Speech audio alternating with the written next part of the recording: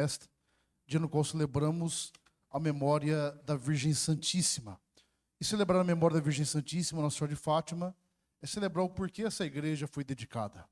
A dedicação de uma igreja a um santo, a um padroeiro, ela também, de certa forma, apresenta qual será o itinerário pastoral de evangelização que essa igreja vai ter.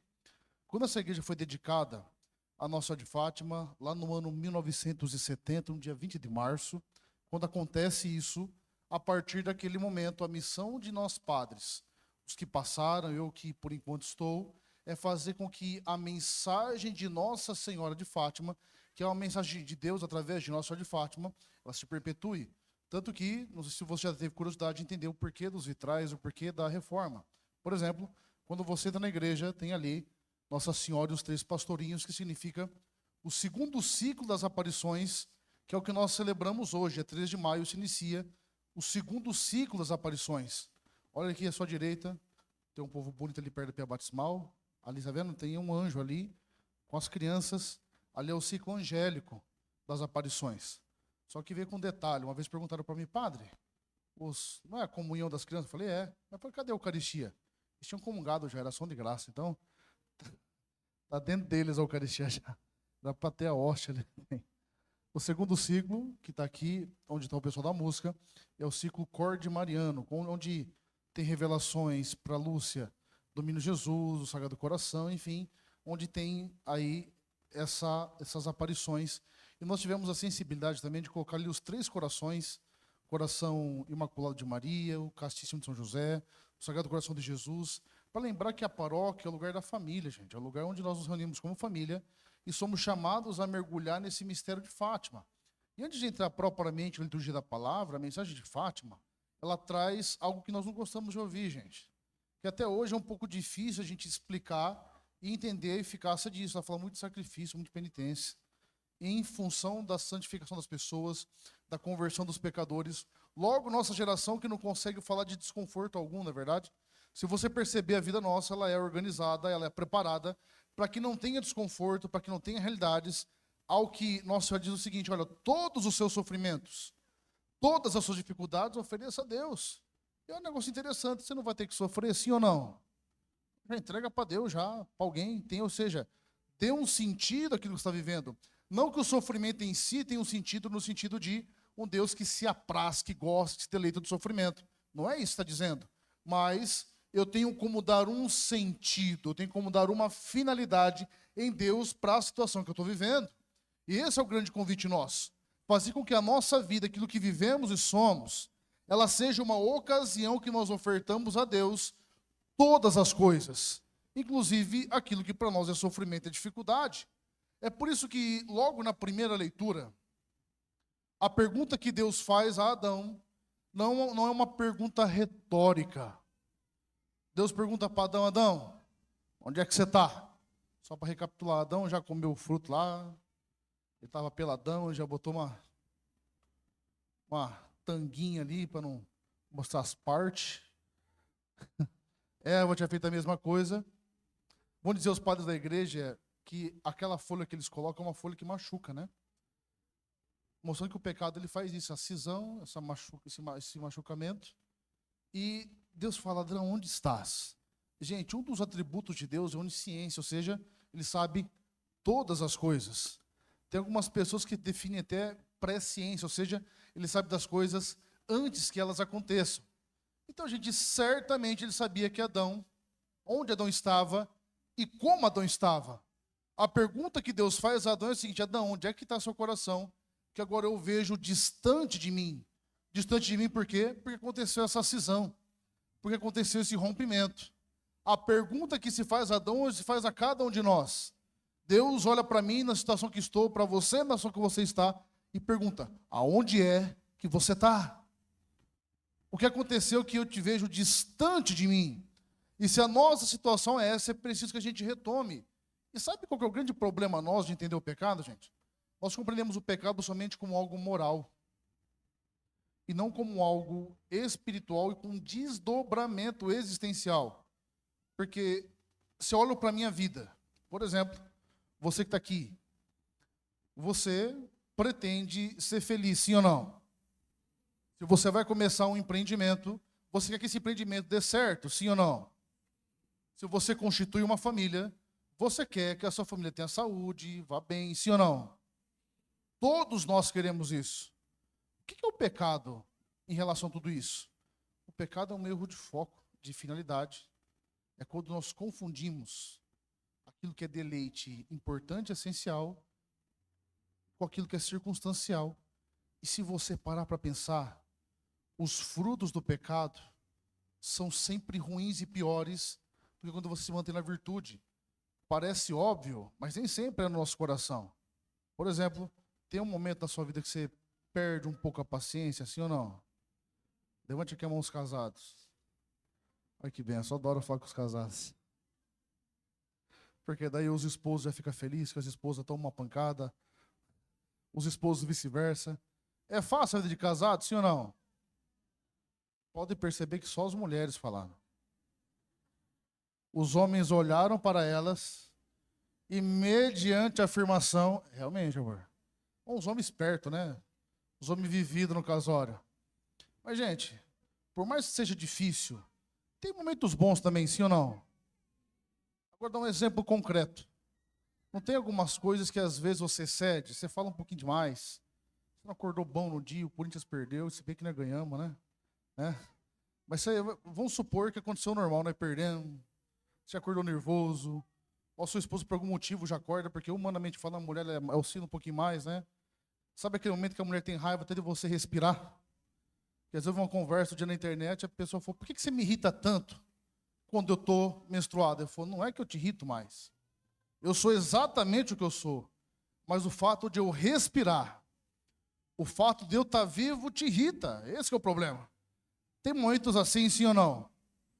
Agora, quando você dá vazão a isso e você não pensa no que você faz, você não se arrepende depois? Você fala, poxa, por que eu fui falar isso? Olha os frutos. Agora, a paciência é difícil, sim ou não? Mas o fruto dela é maior.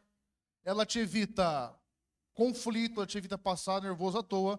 Tem uma frase de São José Maria Escrivá que eu carregava no meu breviário quando seminarista, que ela é fantástica. Ele falava assim, por que é que você se aborrece? Se aborrecendo você mesmo passa um mau bocado, ofende a Deus, depois vai ter que se acalmar? Então virtude é coisa de gente inteligente. E quando vamos pondo virtude na nossa vida, a coisa vai transformando. E, falando em casal, o evangelho de hoje fala de um casamento. Mas não qualquer casamento. Esse texto ele é de uma riqueza teológica que a gente nem consegue abordá-lo todo aqui. O casamento que acontece aqui não é qualquer casamento. Por mais que tenha sido, sim, um casamento, por mais que Jesus, os discípulos, Nossa Senhora tenham sido convidados, esse casamento é um evento que Deus quer comunicar algo muito maior a todos nós. É um pouco estranho para nós entender isso, mas no Antigo Testamento, a relação entre Deus e o seu povo era uma relação esponsal, marital. Deus era o esposo e o povo a sua esposa. Tanto que o pecado da idolatria, ele era equiparado ao pecado de adultério. Porque o povo ofendia a Deus procurando outros deuses que não a ele. Quando vem Jesus, qual é a primeira informação que tem aqui? O primeiro casamento não deu certo. Todo mundo errou, os reis erraram, os profetas erraram, os juízes erraram, os sacerdotes erraram, todos erraram. Teve que vir Jesus para fazer o que tem que ser feito. E esse casamento é o casamento entre Cristo e a humanidade que ele vai redimir. É o casamento entre ele e nós. O que se está celebrando é a união que nós hoje viveremos plenamente nele, depois de sua paixão, morte e ressurreição. É por isso que, bem em síntese, não é à toa que tem 6 talhas. 6 é o número da imperfeição, porque a 7ª talha é ele. É ele, o vinho que se bebe aqui, não é simplesmente o vinho material. Jesus é o vinho. Qual que é a afirmação que nós temos enquanto história da salvação? Durante todo o tempo, durante todos esses anos, tudo o que o povo conseguiu produzir foi água. Mas agora Deus está dando vinho para o povo, o vinho da alegria. Agora tem consistência, agora a festa pode continuar, porque ele é o vinho da nossa alegria. E sabe o que é interessante nisso também? Isso é para os casais, isso é para você que não é casado, isso é para você que quer casar, isso é para você que quer ser padre. Quem quer ser padre aqui? Levanta a mão. Meu time está fraco, isso. Padre Ronaldo, tá ruim para nós, hein? Tem aí? Não, eles não querem ser padre, eles querem outras coisas, viu? Eles querem casar. Mas não conseguem namorar também, que é complicado, né? Tá feio o negócio aqui. Uma geração meio ruim, gente. Eu, se tivesse uma filha, eu ia ficar preocupado, hein? Não, filha, vai ser freira mesmo. Jesus é mais bonzinho. Tá feio, hein? Sabe você que quer casar, já tá numa idade, tá ruim mesmo, filha. Não é porque você... Tá difícil o negócio. Voltando aqui. Na condição que você tá, não vai haver verdadeira alegria se não tiver o vinho da alegria que é Jesus. É por isso que eu tenho certeza que em algum momento da vida você já olhou para você e falou, poxa, eu estou bem, não estou mal. Eu tenho um bom trabalho, eu estou ganhando bem. Tá legal. Estou com a minha família. Faltando alguma coisa, sabe? Não é uma frescura existencial. É uma sede que existe dentro de nós que só Ele pode sanar. E sabe onde nós vamos mascarando essa sede? Nos nossos vícios.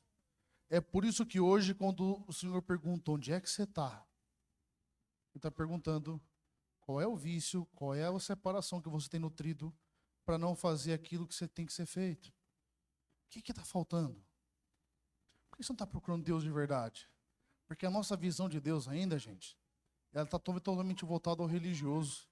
Então, para a gente procurar Deus é quem tem aquela expressão de beato, na verdade, que procuram Deus sim também, mas procurar Deus mesmo, gente, é deixar Deus ser o centro da sua existência em todos os momentos. É desafiador. É no seu trabalho, é nas suas conversas, é no seu dia a dia, é nos seus relacionamentos. Ele ser a referência. Você não se pautar mais pelos seus instintos, mas se pautar pela referência final e fundamental, que é Deus propriamente em nossas vidas. É por isso que ele era filósofo, ele era comunicador, chamava Chesterton. Ele dizia que um homem, quando vai à procura de coisas ilícitas, sejam elas relações, bebidas, no fundo, ele está à procura de Deus. Não que a bebida seja um meio para isso, mas a procura que era para estar para Deus, ele canaliza nisso. A verdadeira alegria que era para estar em Deus, canaliza nisso. E é o mesmo que acontece conosco. Todo excesso, todo desequilíbrio, ele tem por finalidade um desvio de foco. O seu coração, ele só descansa nele. Quando você não entender isso, meu irmão, minha irmã, você pode brigar, você pode ficar bravo, você pode não vir, você pode espernear, a sua vida vai continuar clamando, os excessos vão continuar acontecendo, e é propriamente isso que Nossa Senhora espera que nós façamos. E voltemos o coração a Deus, passamos uma experiência dele e continuemos caminhando. Por isso, já encerrando, o que na sua vida hoje demonstra, de certa forma, esse excesso, esse descompensamento, essa procura, sabe? E tem te tirado muitas vezes da sua família, da sua casa, dos momentos importantes que vocês têm que viver juntos. O que é que tem feito? Porque nós passamos 13 dias rezando, sim ou não? Cada dia um pedido de Nossa Senhora em Fátima, fomos rezando. Hoje teve o bolo de Nossa Senhora de Fátima. Como todo ano, alguém está bravo comigo porque não comeu o bolo. Assim que testemunho que nós fizemos muito mais bolo que podia. Eu sei que está chegando o dia de hoje, você lembra das suas familiares, do seu avô, sua avó, as pessoas que vinham aqui. É gostoso isso também, na verdade. Lembrar dos nossos que passaram, que há 76 anos, vai fazer agora, há 56, aliás, anos, essa paróquia foi levantada. Muita coisa aconteceu aqui. Mas a grande questão é, na minha vida, o que vai virar? Gente, sabe uma coisa simples? Só para você dar um último testemunho aqui. Levanta a mão aqui o povo do Forja. Primeiro os homens primeiro. Tem um pouquinho aqui. Eles vieram nas outras missas, viu? Eles não dão mancada, não. Se você conversar com esses homens aí, a maioria deles não eram os homens que rezavam, não é verdade, gente? Se você vê quando trouxeram Nossa Senhora para casa, como que mudou as coisas? Como que foi tendo transformação? Como foi tendo mudança de vida? Um ajuste simples. E às vezes, rapaz, você fica com dificuldade de suportar o padre aqui, mora com a sua esposa de mão dada, vem junto. Entende? Tem coisa na vida que é só um pequeno ajuste. Não vai acabar o mundo, não. Às vezes o padre se empolga, às vezes sim. De vez em... É raro, mas acontece sempre. Mas aproveite essa ocasião para estar junto. Aproveite esse dia de hoje e se pergunte o que é que a festa de Nossa Senhora de Fátima vai causar na minha vida. Que eu vou sair daqui alguém que reze com mais frequência, Alguém que procura Deus com mais insistência, você não vai perder por procurar Deus. Ninguém perde por se voltar a Ele, amém? Feche seus olhos, baixe a sua cabeça. Peça ao Senhor essa graça hoje.